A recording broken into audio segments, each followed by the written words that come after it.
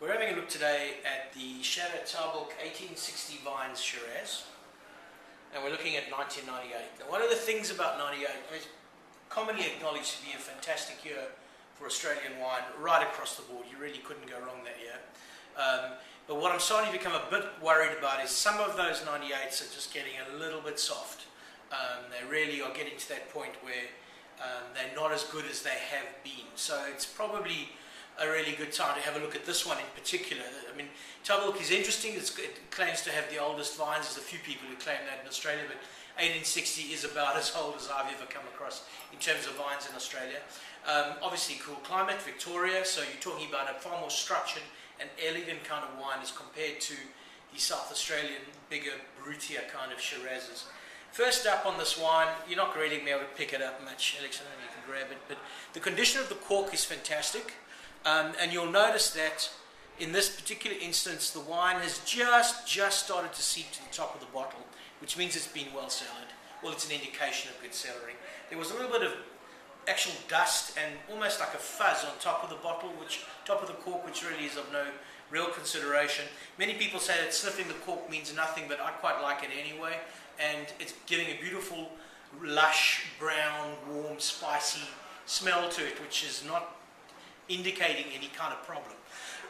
Now, traditionally, I would probably decant these Tahbilks, but I'm in a hurry and I'm thirsty, so we're just going to have a quick look now. Then we might shoot it again in about an hour and see how the wine has travelled in terms of decanting. Quite thin in colour, and obviously showing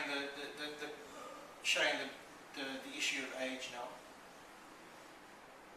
It's giving quite a lot of medicinal, those sort of eucalypt, medicinally, almost bready kind of smell on the nose.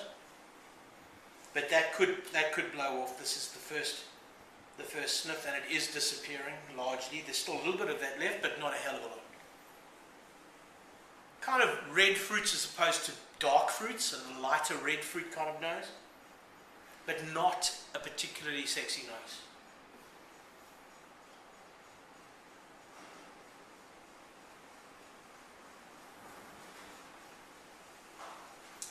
This wine is old, it's showing its age. It's definitely a lighter or medium-bodied expression of this particular style of wine. I love it right now, but it is a wine for right now. So A, don't decant it. B, as soon as we deliver it to you, drink it, because it's ready to go right now, August 2012. It certainly hasn't fallen over. It certainly hasn't done anything to indicate that it's beyond drinking, but you really need to get to it right now. So it's 15 minutes into this 1860 Vines 98, and all that sort of bready smell has disappeared. I think that the enduring impression that I've got of it is that the wine's fragile. It's there, it's just there. It's got a little bit softer over time. This is not a wine, please don't decant. Just open it and drink it slowly and steadily with enough people to drink it in about half an hour, I'd say. I think that after 2 or 3 hours, this wine will have fallen apart. I think that's where it's. I think it's an incredible expression of a cool climate Shiraz from Australia, from a fantastic year. It's by no means compromised in terms of external influences. I think it's showing the best that it can. I'd be surprised if other bottles show any differently to how this looks right now. So cheers and good luck to the people who pick up the rest of this.